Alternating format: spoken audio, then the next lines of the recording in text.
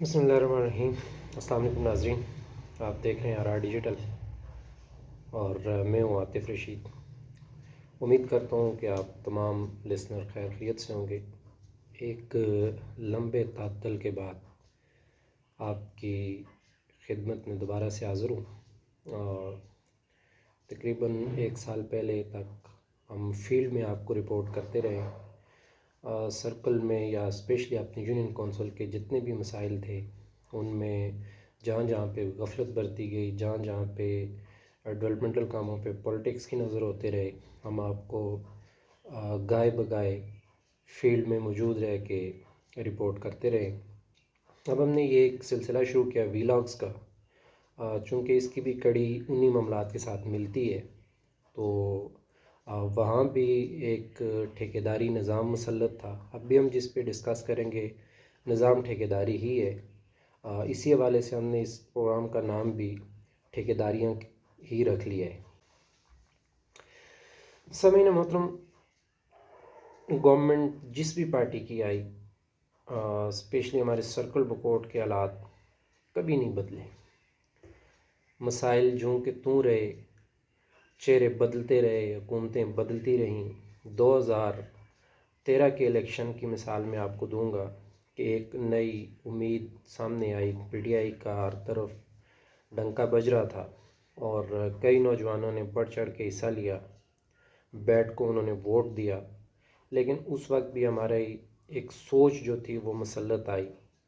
وہ سوچ اسی ٹھیکیداری نظام کی تھی جس نے لوگوں کو چکمہ دے کے نظریے کا کہ ہم نظریاتی ورکر ہیں اور باقی جو ہیں وہ نظریاتی نہیں ہیں، تو ایک گڑھا لے کے میدان میں اترے اور پی ٹی آئی کی جیتی ہوئی صوبائی اسمبلی کی سیٹ وہ بھی آر کی نظر کر دی۔ اس کے بعد یہ سلسلہ چلتا رہا اور گروپس بنتے رہے۔ لاسٹ 2018 میں آ کے گروپنگ کا اختتام ہوا اور قومی اسمبلی کی سیٹ پھر پی ٹی آئی نے لوز کر دی۔ صوبائی اسمبلی کی سیٹ نذیر عباسی صاحب نے جیتی اور عوامی ایم پی اے کا لقب پایا انہوں نے، چونکہ علاقے میں 2 قسم کے نظریات پائے جاتے ہیں۔ ایک تو نظریہ ضرورت ہے جو کہ ہمارے ڈیولپمنٹل کاموں کے حوالے سے ہے، جہاں پہ صحت کی، تعلیم کی اور پانی کے مسائل آج تک لوگ اسی کے بیس پہ ووٹ دے رہے ہوتے ہیں۔ لیکن وہیں پہ ایک طبقہ تھا نوجوانوں کا جنہوں نے صرف ملک میں چلتی ہوئی تبدیلی کا ساتھ دیا اور بیٹھ کو ووٹ دیا۔ ان نوجوانوں کو ہر دور میں استعمال کیا گیا سوانے خواب دکھا کے، لیکن اوپر سوچ جو مسلط رہی وہ ٹھیکیداری نظام کی ہی تھی۔ 2018 کے بعد 4 سال نذیر عباسی صاحب برسر اقتدار رہے، ان کے جو دائیں بائیں لوگ تھے وہ وہی ان کے سمیت، نذیر عباسی صاحب کے سمیت سارا نظام جو تھا وہ ٹھیکیداری نظام ہی تھا۔ اب جب کہ ان کی 4 سالہ ٹینیور ختم ہوا اور پنجاب اور کے پی اسمبلی میں جب پی ٹی آئی نے ریزائن دیے تو اب دوبارہ سے تیاری ہو رہی ہے الیکشنز کی، جس کی ڈیٹ تو فی الحال اناؤنس نہیں ہے۔ ملکی سطح پہ اس کی ابھی تک تذبذب پایا جا رہا ہے اور ابھی تک کوئی ڈیٹ فائنل نہیں ہوئی، لیکن تیاریاں شروع ہو گئی۔ نذیر عباسی کے ساتھ ایک جو جنبہ چل رہا تھا، آج کچھ دنوں سے ہمارے سننے میں یہ آ رہا ہے یا مختلف دوست اب آپ جو ڈسکشن کر رہے ہیں کہ وہ ان کے اگینسٹ ہی کچھ لابنگ کر کے یا کوئی نیا گروپ تشکیل دیا جا رہا ہے۔ ایک دفعہ پھر سے میں اس پہ کچھ بات کرنا چاہوں گا کہ یہ جو نظام ٹھیکیداری نظام ہم پہ مسلط ہے، چاہے وہ کوئی بھی جماعت تھی، پی ایم ایل این کی گورنمنٹ رہی ہو یا پی ٹی آئی کی، نظام جو آگے چلا ہے وہ ٹھیکیداری نظام ہی تھا۔ تو وہ جو لوگ اب دوبارہ سے کئی نوجوانوں کو ایک طرف سے تو ان کو 4 سال گزرنے کے بعد تنظیم سازیاں یاد آ گئیں، اب اتنے عہدے نہیں ہیں جتنے نوٹیفیکیشن جاری کیے جا رہے ہیں مختلف قسم کی، جس کی میں اس طرح بھی اگزامپل دوں گا کہ ایک سرکل کا وہاں پہ باڈی بننا شروع ہوئی ہے جس کا میرے خیال میں پی ٹی آئی کے آئین میں کوئی وجود ہی نہیں ہے۔ اور اسی طرح جو لوگ نذیر عباسی صاحب کے ساتھ تھے آج ان کے خلاف کھڑے ہو کے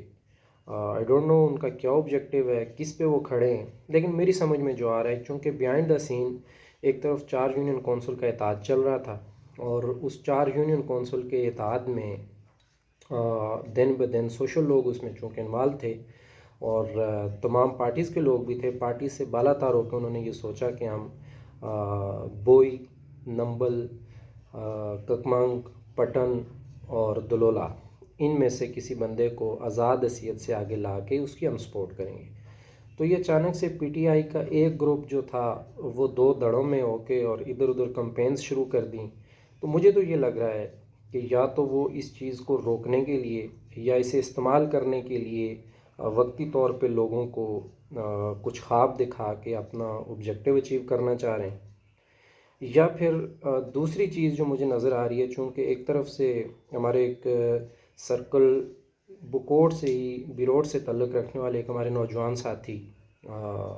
منصور احمد، چونکہ وہ ہر